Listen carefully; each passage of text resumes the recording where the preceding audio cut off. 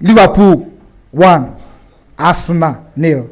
Odo, As a Chelsea fan, how do you feel? I felt bad.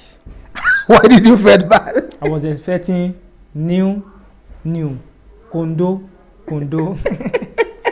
So that everybody, both you, Arsenal and Arsenal Liverpool will be on 7 points. Myself and Arsenal. No, I am on 7 points. Arsenal is on 6 No, that's points. what I'm saying. Assuming they played the goal, let's Yes, then come after the international break, we can then start the determine season what this afresh. is like. Yeah. So how did you see the Arsenal versus Liverpool game? Liverpool played as a big team. Arsenal played as a big team.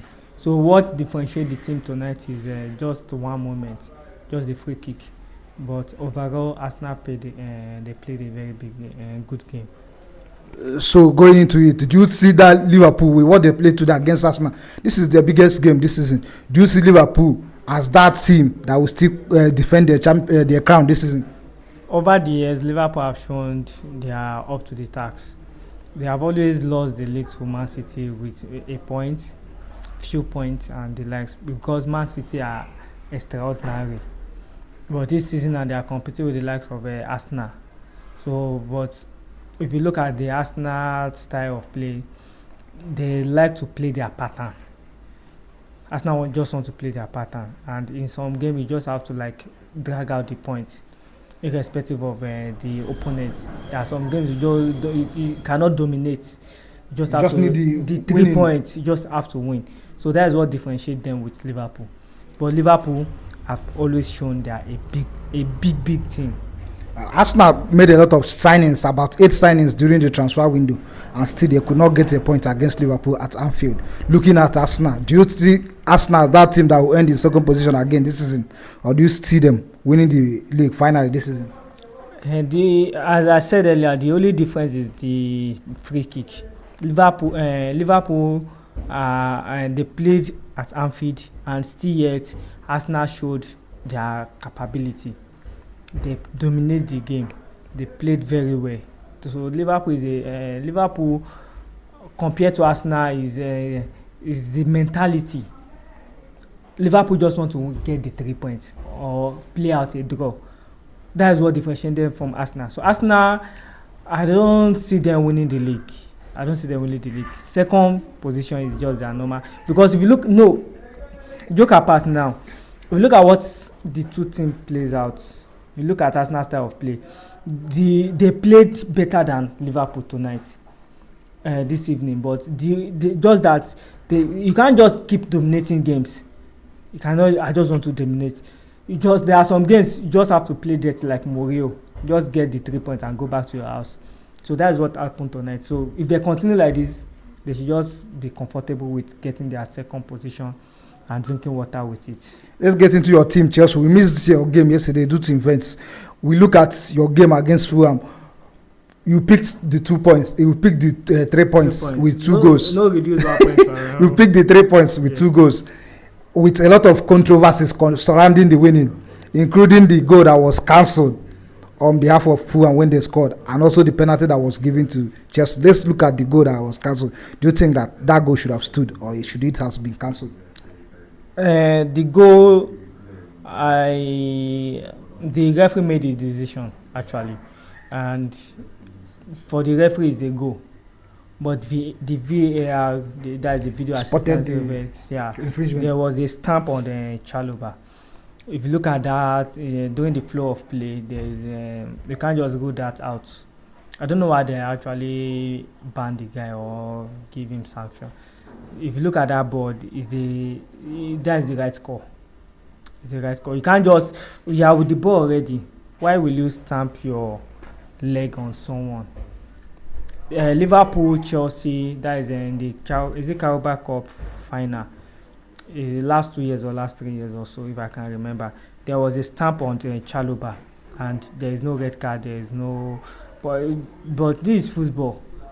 Blood runs through our vein. You can't just use your stud to stamp someone and just believe So the goal shouldn't have stood. Yes, So it was the right call. It's the right call. We look at the penalty that was given to you also. There was a lot of controversy surrounding the penalty because the Joao Pedro area handled the ball with his hand. In this case now, I have a particular say. I don't have a say actually. If you look at the kind of football, I'm a Chelsea fan with a conscience. Yes, with a conscience. So what you're saying is that it shouldn't have been a penalty. That shouldn't be a penalty because during the flow of play, that is why I said this VAR of 18, they need to keep checking. They need to upgrade. It's not supposed to get to the point of issuing giving Chelsea a penalty, because if you look at what happens before the penalty, the ref is supposed to spot that incident, blow the whistle. There is an handball. Yes, there's a foul on one of the foreign player. So before there's an handball, there's a foul. Definitely, you are supposed to have blown the whistle before the incidence of the penalty. It's a penalty on a normal day. When I say it's a penalty, if there is no control, those two incidents, then is an handball. But with those two incidents, before that penalty occur, you are supposed to have blown the whistle. So that is where the VAR and the ref got it wrong. We look at Chelsea's team. You finally got the 2 points, moved to the second position as it stands now. I got the 3 points, not the 2 points. You finally got the 3 points. Yes. They moved to second position as it stands now. Yes. Looking at it, Chelsea had an injury issue which cost Delap out. Delap is currently injured. Kopama missed your chances yesterday. During the first half, Fulham had played you. What do you think was the problem? There's no problem. On a normal day, Fulham will play you. That is Fulham for you. Fulham will play you. They always play Chelsea. It's not. I always say the football is 11-11 player. It's all about the mentality and in sometimes individual brilliances. You are playing against 11 men. You are also 11. Nothing separates you guys. So Fulham on a normal day is a West London derby. Playing a derby game against Fulham, they also want to make their fans happy, right? So definitely they will play their game. They will always play you. So let's look at the controversy surrounding your main striker last season, who is Nicolas Jackson. He was at the verge of joining Bayern Munich on a loan from Chelsea. Then when what's his name, Delap got injured, Chelsea called him back, and he said he's not going to come back. Yeah. What is the issue? What is exactly the issue? I always say Jackson. I love Jackson. Do you know why? I don't know. Because he's my African brother. We have to support our fellow Africans. He's my brother.